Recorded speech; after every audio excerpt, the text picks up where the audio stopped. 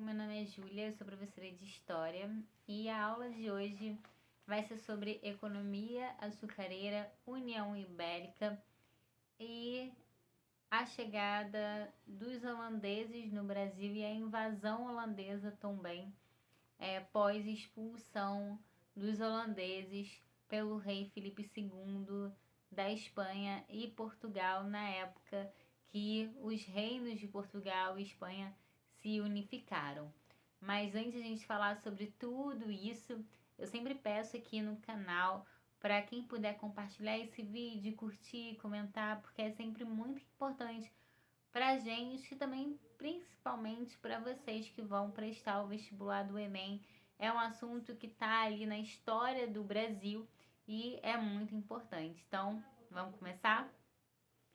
Bem, quando a gente fala da economia açucareira, a gente tem que lembrar que a gente está no período colonial, né? No período onde há a presença dos portugueses no Brasil e o Brasil ele está como uma colônia e Portugal a sua metrópole, ou seja, o reino que domina o Brasil nesse período, que começa no século XVI e a gente vai ver o apogeu da produção açucareira ali no início já do século XVII.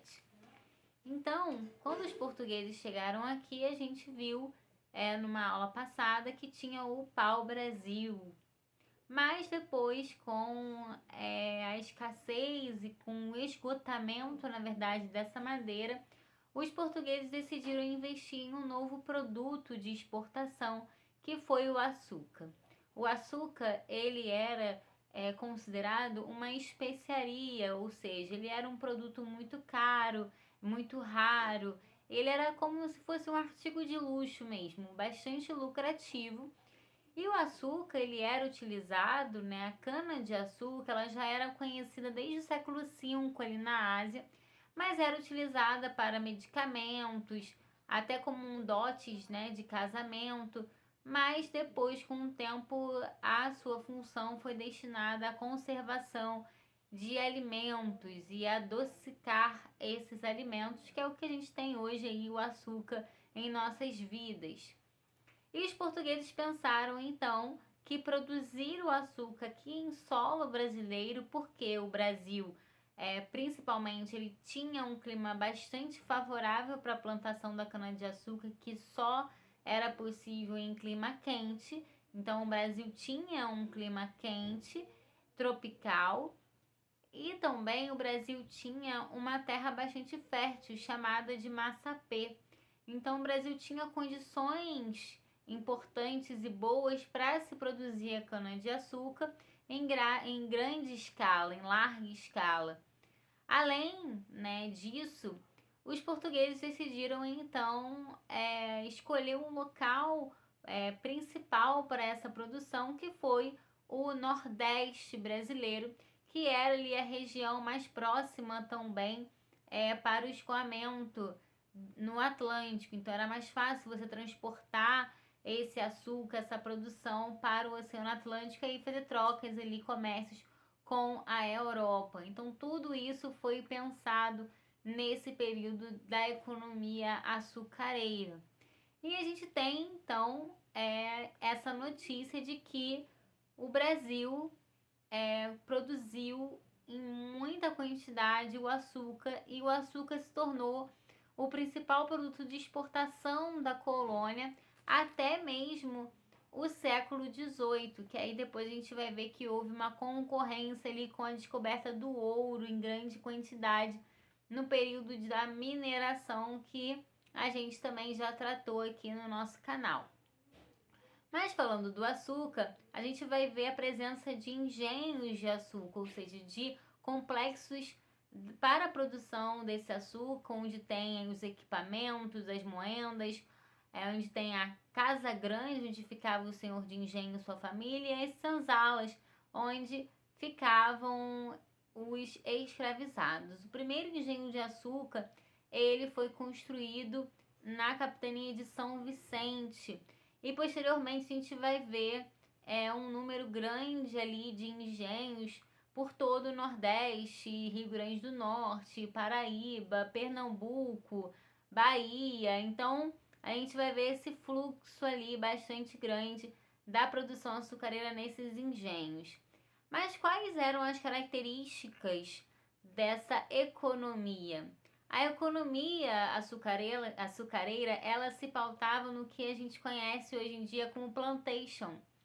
E o plantation era um sistema ali dividido em 3 etapas, em 3 tipos de produção, para que essa produção final ela acontecesse e gerasse esses lucros esperados pela coroa portuguesa. Então, o plantation, essa economia, ela tinha que ser pautada, em primeiro lugar, pela monocultura de exportação, ou seja, um único produto vai ser plantado, vai ser produzido, que era exatamente o açúcar. Um segundo fator da plantation é que ela deveria acontecer, essa plantação de um único produto, essa monocultura deveria acontecer em grandes propriedades, né, em grandes terras ali, para que a produção acontecesse em larga escala, em uma quantidade assim muito grande. E em terceiro lugar, né, o terceiro fator da plantation é que a produção açucareira, esse trabalho de você colher a cana de açúcar, a planta, né, da cana de açúcar, ela era feita, essa colheita, pela mão de obra escrava.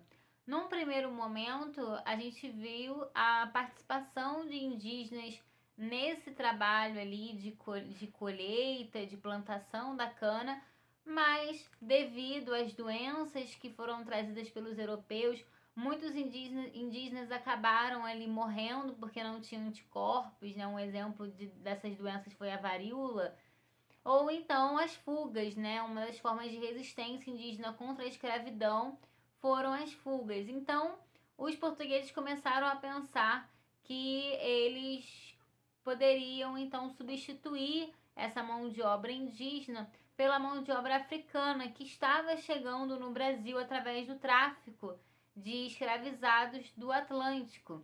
Então, foi num primeiro momento a mão de obra indígena ali nesses engenhos, nessa plantação da cana-de-açúcar, e no segundo momento a gente já vai ver predominantemente a mão de obra escrava africana. Então a plantation, ela tinha que ter essas 3 características, esses 3 tipos, fatores, para ela realmente ser bastante lucrativa, e que realmente foi, na verdade. E falando um pouco dos engenhos de açúcar, onde a gente está falando aqui que tinha os equipamentos, que tinha a Casa Grande, a senzala, esse senhor de engenho, esse proprietário de terra, ele possuía o quê? Ele possuía muitas terras e ele possuía muitos escravizados que trabalhavam ali no seu engenho. Ele era como se fosse ali o chefe realmente daquele engenho, daquela região. Porque a gente tem que lembrar que a sociedade colonial era majoritariamente agrária, ou seja, uma sociedade rural. Haviam apenas algumas cidades com entrepostos comerciais, mas a maioria era ali rural, do campo. Lembrando também que a sociedade colonial, ela também era uma sociedade que a gente conhece e pode falar que era patrimonialista, ou seja, não havia uma divisão entre privado e público, público e privado. Esse senhor de engenho era a própria lei. Esses senhores de engenho, eles muitas vezes, eles ocupavam cargos no governo muito importantes, eles tinham bastante influência ali nessas regiões, e era isso, não tinha ali, ele era a própria lei, ele que ditava ali as regras e como a sociedade ia ser gerida. Era uma sociedade também patriarcal, porque a figura dele como um homem era a predominante ali naquele lugar.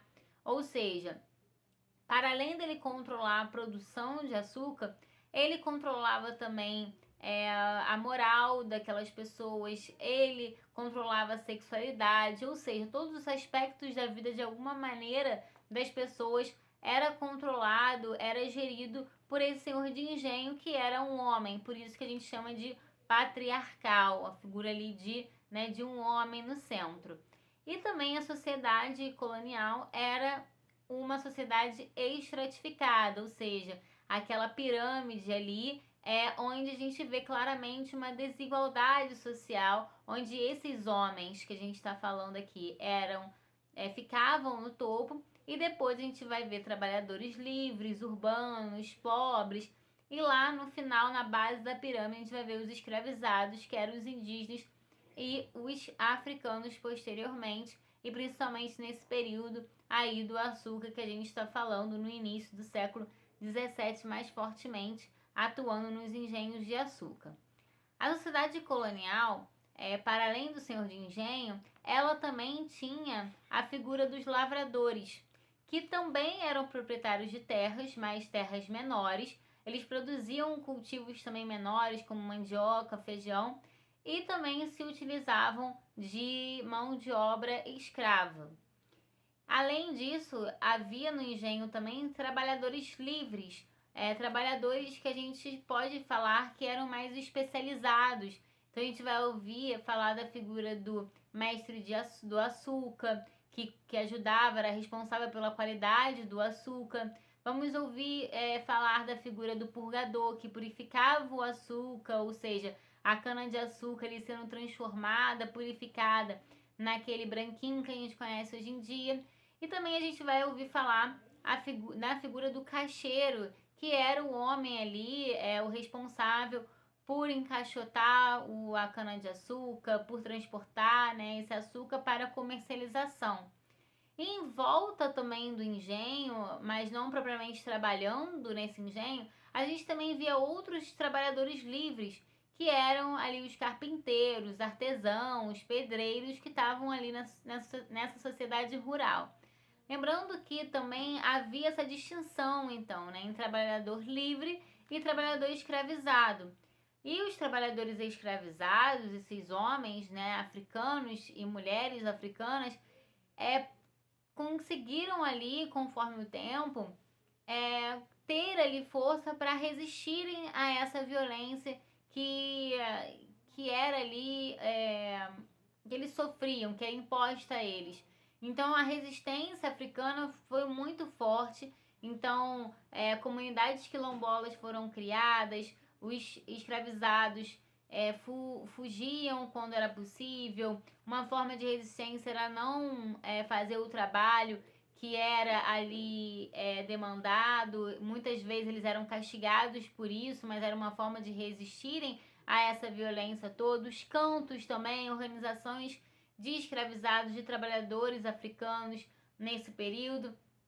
E a gente vai ver também a questão das mulheres, principalmente, do suicídio, como uma forma de resistência para livrar, né, o futuro ali do seu filho, do seu futuro filho, quando essas mulheres estavam grávidas também. O aborto também era uma forma de resistência naquela época, isso era muito forte nesse período. Então a gente vê que tinha várias formas de resistir e de tentar ali sair daquele destino cruel que estava acometendo eles. Então é importante a gente frisar isso também. E aí, dentro dessa economia açucareira, a gente também vai começar a ver a participação e a chegada dos primeiros jesuítas no Brasil, em 1549, liderados pelo padre Manuel da Nóbrega. Esse padre Manuel da Nóbrega, ele foi muito famoso nesse momento, porque ele liderou então esses religiosos com a principal função ali de conquistar novos fiéis para a Igreja Católica, para Portugal, e também para tentar de alguma maneira romper ali e impedir a chegada de protestantes. Com a criação, uma das medidas que a Igreja Católica tomou no período da Contra-Reforma foi a criação da Companhia de Jesus, que era liderada por esses jesuítas que tinham ali o propósito maior de despistar, né, esses protestantes e converter o maior número de pessoas não cristãs. E essas pessoas não cristãs, a gente pode falar desse momento dos indígenas, né, mais propriamente, mas também posteriormente judeus, enfim, até africanos também, que resistiram também a essa forma de conversão, de evangelização, de catequização. E aí os que eram convertidos eram chamados de novos cristãos. Lembrando que a catequese, né, imposta para os indígenas, principalmente nesse momento, ela foi feita com muitos métodos e estratégias. Os jesuítas acreditavam que a principal fonte de resultado e que ia dar certo a catequização era retirar os indígenas de suas malocas, ou seja,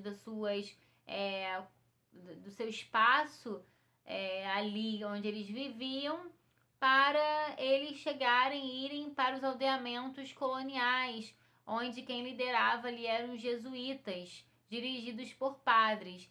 Então, eles acreditavam, os jesuítas, que a conversão ela seria mais facilmente possível com o deslocamento desses indígenas do espaço onde eles viviam para esses aldeamentos coloniais e religiosos. Então, eles criaram ali esse plano de aldeamento que a gente está falando aqui.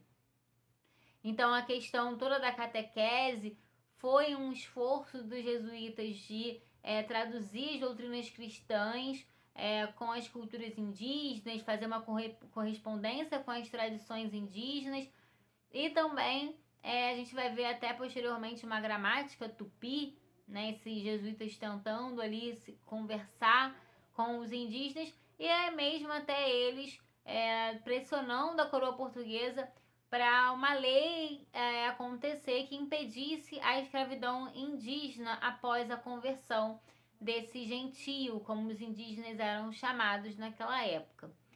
Nesse contexto também houve muita resistência indígena, porque muitos indígenas não quiseram realmente mudar os seus costumes, mudar os seus hábitos, negar a sua própria cultura, a sua própria ancestralidade, os seus próprios hábitos, para atender a essa demanda da corte portuguesa, da coroa portuguesa, esse projeto de colonização.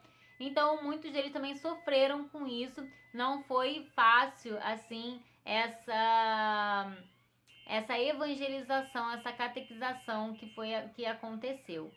Outro período também, durante essa vinda dos jesuítas, foi a presença também de judeus no território brasileiro. E a gente vai falar dos judeus já entrando aí no tema da União Ibérica. A União Ibérica, ela foi o momento da unificação dos reinos de Portugal e de Espanha, e ela aconteceu por 60 anos, então de 1580 a 1640, e ela foi marcada por uma crise sucessória no trono português, quando Portugal não tinha outro herdeiro para colocar no trono, porque os dois anteriores tinham falecido, tinham sumido. O Dom Sebastião, ele sumiu ali no mar, depois de uma batalha em Marrocos, e depois o seu tio-avô, o Dom Henrique, tentou assumir, mas ele já era muito idoso, e 2 anos depois ele acabou falecendo, e o trono ali português, ele ficou sem ninguém ali para ocupá-lo. E aí o rei Felipe II da Espanha, ele começou, gente, não repara, por favor, tem a portão aqui da minha casa, do meu prédio, tá apitando, mas vamos voltar. O Felipe II da Espanha, ele se considerava um herdeiro legítimo do trono português também, porque ele era neto do Dom Manuel. E aí ele foi apoiado pela nobreza portuguesa naquele período, então a Espanha invadiu Portugal e deu início à União Ibérica. A União Ibérica, esse período de 60 anos, não trouxe muitas modificações administrativas, porque os portugueses que estavam com seus cargos públicos, né, no poder, continuaram tendo esses cargos. Mas durante esses 60 anos, a União Ibérica, né, o rei Filipe II, ele tratou ali de criar uma lei que reafirmasse a proibição do cativeiro indígena, por exemplo, e também a criação, houve então uma divisão, a criação da divisão entre o Estado do Brasil e o Estado do Maranhão, que posteriormente ia ser chamado de Estado do Grão-Pará e o Estado de Maranhão, naquela época, subordinados a Lisboa. Outra mudança também ainda na União Ibérica foi que Portugal e a Holanda, muito anteriormente, tinha ali uma aliança, porque quando foi pensado que o açúcar ia ser um produto valioso, que valia a pena esse investimento da produção em larga escala do açúcar na região do Nordeste brasileiro, os portugueses nesse início, sem muitos recursos, eles deram, na verdade, o monopólio da produção açucareira para os holandeses. Então, Portugal era como se os portugueses falassem: olha, a gente aqui planta e vocês comercializam esse açúcar e exportam ele e revendem ele na Europa. Só que com a União Ibérica, essa aliança Portugal e Holanda acabou, porque a Holanda ela tinha ali um conflito com a Espanha por conta da sua independência. Então, o rei Filipe II, agora da Espanha e de Portugal, ele expulsou os holandeses do Brasil. Então, durante a União Ibérica houve a expulsão dos holandeses no Brasil, e a gente vai entrar agora nesse tema da invasão holandesa. Por quê?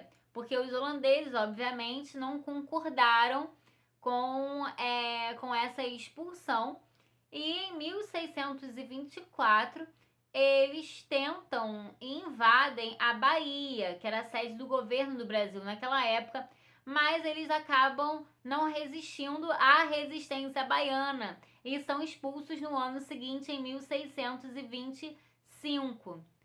Só posteriormente é que eles vão novamente invadir outra região do Brasil, que foi a capitania de Pernambuco, a principal capitania de produção açucareira, e eles ali, os holandeses, vão se fixando no território brasileiro, no Nordeste brasileiro. Então eles conseguem conquistar Pernambuco, Olinda, Recife, né, Maranhão. Então eles vão ali criando realmente entrepostos também comerciais, uma administração, e vão ali se fixando. Só que vai chegando um momento em que esses holandeses percebem que não basta só eles se fixarem no território. Eles precisam, de alguma maneira, ganhar o apoio daquela população. Porque num primeiro momento, esses holandeses, eles foram muito violentos, né? Eles saqueavam igrejas católicas, eles destruíam imagens de santos também. Lembrando que os holandeses eram calvinistas, não eram do catolicismo, não eram católicos. Então, eles foram bastante violentos.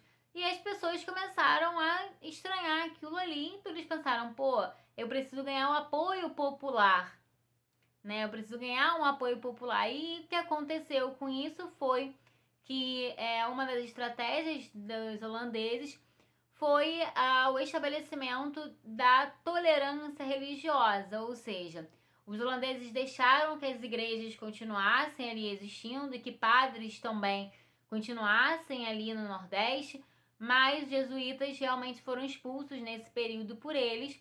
E também os holandeses decidiram dar empréstimos a senhores ali locais que, né, precisavam ali de dinheiro naquela época, estavam endividados, ou então fazer leilões ali de engenhos que os senhores anteriores tinham abandonado, tinham fugidos. Lembrando que esses senhores ali locais que estavam cheios de dívidas, que pediam empréstimos, era porque eles entraram ali em crise com os banqueiros holandeses. A companhia, lembrando que em 1621 a Holanda funda a Companhia das Índias Ocidentais, para atuar no Atlântico. Então era uma ali companhia de comércio. E muitos desses senhores de engenho começaram a negociar com esses banqueiros e precisavam de dinheiro, enfim. E devido a essa crise toda que estava acontecendo, essa invasão, muitos senhores de engenho ficaram ali sem saída. Então, uma das estratégias para os holandeses permanecerem no território foi dar empréstimos para esses homens ali, proprietários de terra. Só que isso não durou muito tempo, né? Porque Portugal, ele depois, né, foi tentando reconquistar o seu domínio. Só que antes dessa tentativa de reconquista, né, digamos assim, do território, a gente vai ver a chegada de um conde chamado Maurício de Nassau. Esse holandês, ele chega e traz uma nova mudança na presença holandesa aqui no Brasil. Ele começa a criar e a investir em obras públicas. Um exemplo foi a criação da cidade de Maurícia também. E faz uma reforma ali bastante significativa nessas regiões que foram dominadas pelos holandeses. Então Maurício de Nassau, ele chega ali dando uma nova cara ali para realmente as pessoas locais apoiaram a presença holandesa.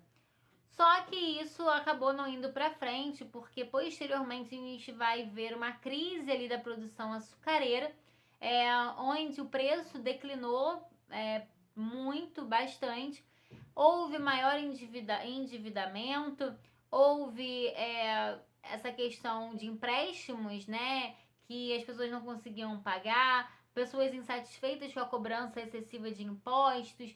Então houve bastante crise nesse período aí do açúcar. Os preços começaram a decair, não estava sendo mais rentável. Fora que em 1644 o Maurício de Nassau ele retoma para a Holanda, né, através das Índias Ocidentais, a Companhia das Índias Ocidentais. Então, assim, as mudanças que ele trouxe, quando ele foi embora, não continuaram. Na verdade, a pressão holandesa sobre a população local, ela foi muito rigorosa, aumentou os impostos, muitas pessoas insatisfeitas, mudou muita coisa. E aí começou, né, os portugueses a tentarem retirar esse domínio aí holandês de novo, novamente. E a gente vai ouvir falar no principal movimento dessa época da economia açucareira, que foi a insurreição pernambucana. Mas a insurreição pernambucana, ela além de contar ali, então, né, com indígenas também e com escravizados também, com, na verdade, negros forros que foram escravizados, eles lutaram ali em conjunto contra os holandeses para tirar ali essa presença holandesa que de fato posteriormente vai ser obtida, né, a expulsão desses holandeses. Mas a insurreição pernambucana e outros movimentos a gente vai falar num próximo vídeo. Eu espero que vocês tenham gostado desse vídeo. Peço desculpas novamente pelo barulho, se vocês ouviram o barulho aqui. E até o próximo vídeo. E curtam, compartilhem e comentem também, que é sempre muito importante para o canal.